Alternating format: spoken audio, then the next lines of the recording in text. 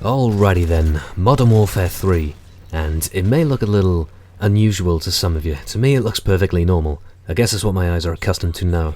But this is me trying out the game on the PC, because it recently had a free weekend on Steam for everybody to try out for absolutely nothing, just a few days free of charge. And considering I hadn't played Modern Warfare 3 for about 3 months, and M.O.A.B Stealth had been looking for someone to play with on the PC for a long time, I came to the conclusion of, alright then, bollocks, we'll give it a go. I'll give it a try, and if I don't like it, I'll just stop playing it and I'll go back on Team Fortress 2 or Battlefield 3. And lo and behold, I ended up playing it for the entire damn night. And I don't know what it is about you, Call of Duty, but as many flaws as your games have, they are bloody addictive, and I will give them that. And I find it kind of ironic, considering when I made that AS50 video, I was toying with the idea of possibly trying out MW3 again, and Steam goes ahead and throws it up for a free weekend. It's as if they bloody knew it.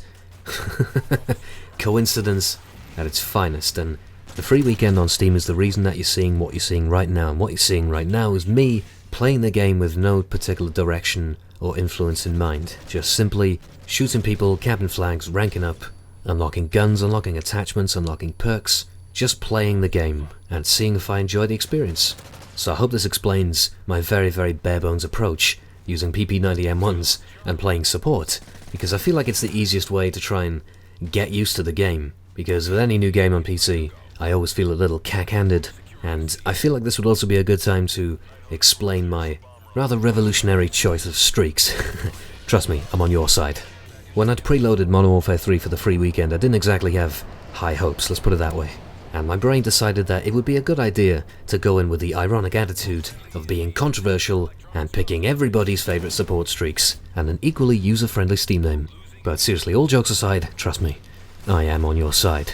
And besides, support is definitely a good option for helping you to rank up, and it got me closer to some desired perks and guns I'd wanted to play about with. So, win-win for me, not so much for the other team, I apologise. I've felt your pain many times before. But now, time to jump a flag with M.O.A.B Stealth, who is disguised, I say disguised, I meant named, as Markets J. Not quite Markov J, Markets J.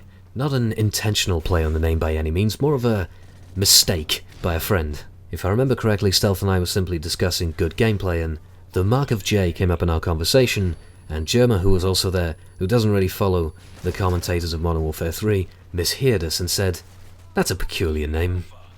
And we said, well, whose name? Markets J. I laughed. I laugh at the silliest mispronunciations. They amuse me greatly. So there you have it, the influence behind our two choices of name during this particular session.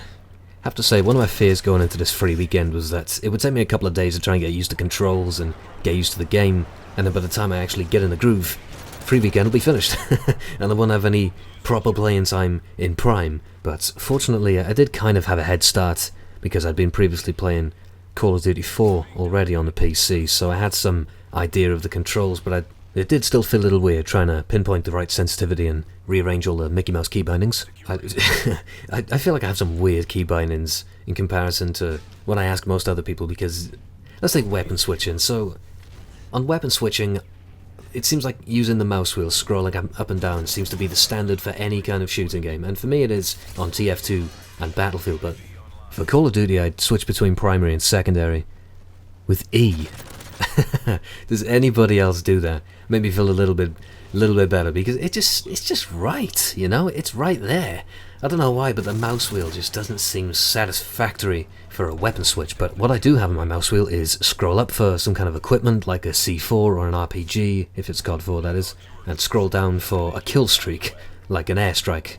That's my COD 4 bindings at least, because I don't like having to go to 1, 2, and 3, and 4, 5, and 6 on the number pad or anything like that. I just physically can't do it.